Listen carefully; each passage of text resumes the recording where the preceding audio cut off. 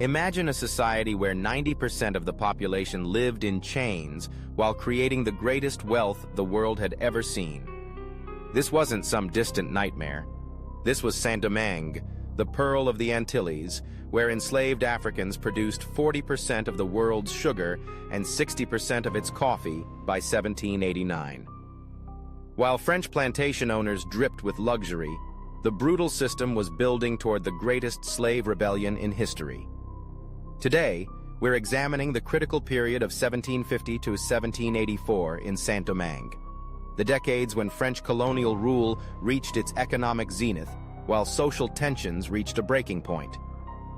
This period laid the groundwork for the Haitian Revolution that would soon transform the world. By 1750, Saint-Domingue had become France's most valuable overseas possession. After gaining the western third of Hispaniola through the Treaty of Ryswick in 1697, the French transformed this territory into a brutal but extraordinarily productive plantation society. The colony operated on a rigid racial hierarchy with white plantation owners, Grands Blancs, at the top, followed by small merchants and artisans, Petits Blancs, free people of color, affranchis, and the vast majority, enslaved Africans who numbered nearly 500,000 by the 1780s. This period saw the slave population increase dramatically as France imported over 30,000 Africans annually to replace those who died from overwork, malnutrition, and violence. The economic machine, 1750 to 1765, Saint-Domingue became the most profitable colony in the world, generating more wealth than all 13 American colonies combined. This prosperity came from the infamous plantation system that produced sugar, coffee, indigo, and cotton. The French enacted the Code Noir in 1685, theoretically providing minimal protections for enslaved people, but in practice, slave owners violated these regulations with impunity. The mortality rate was so high that planters calculated it was cheaper to work enslaved people to death and replace them than to provide adequate care. The rise of the free people of color, 1765 to 1774. During this period, the affranchis, free people of color, often of mixed ancestry, became a significant economic and social force. Many acquired wealth, education, and property, including their plantations and slaves. By 1780, they owned about 1/3 of the plantation property and 1/4 of the slaves in the colony.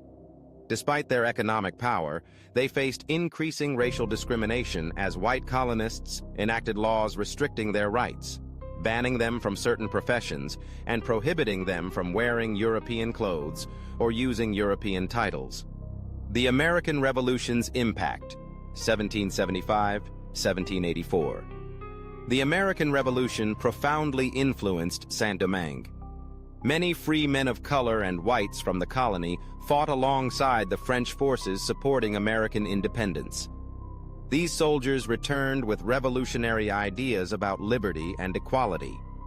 Additionally, economic ties between Saint-Domingue and the newly formed United States grew stronger, with American merchants supplying the colony with essential goods in exchange for sugar and coffee. Marronage and resistance, 1750 to 1784. Throughout this period, enslaved Africans maintained constant resistance through various means. Marronage, the practice of escaping to form independent communities in the mountains, became increasingly common. These maroon communities preserved African religious practices, particularly Vodou, which would later become a unifying force in the Revolution. Leaders like François Macandal, who was executed in 1758 after organizing a poison campaign against white colonists, became legendary figures of resistance. Present-day impact. The tensions that developed during this period created the foundation for Haiti's revolutionary identity. The exploitation that made Saint-Domingue the Pearl of the Antilles also ensured that when independence came, Haiti inherited a devastated agricultural system and international isolation. Many contemporary challenges facing Haiti, from foreign interference to economic exploitation, have roots in this colonial period. The wealth extracted from Haiti built French ports like Bordeaux and Nantes, and funded the French Enlightenment, while leaving Haiti depleted. Understanding this period is crucial for the diaspora because it reveals that Haiti's current struggles aren't accidents of history or cultural deficiencies. They're the direct result of a colonial system designed to extract maximum wealth with minimum investment. The seeds of liberation were planted during these dark years.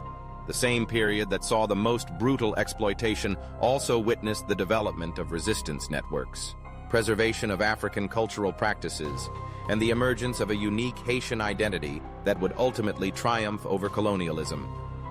If this hidden history moves you, please like this video and share it with others who need to understand Haiti's true legacy. Subscribe to Haiti Diaspora Voice for more untold stories about our revolutionary heritage.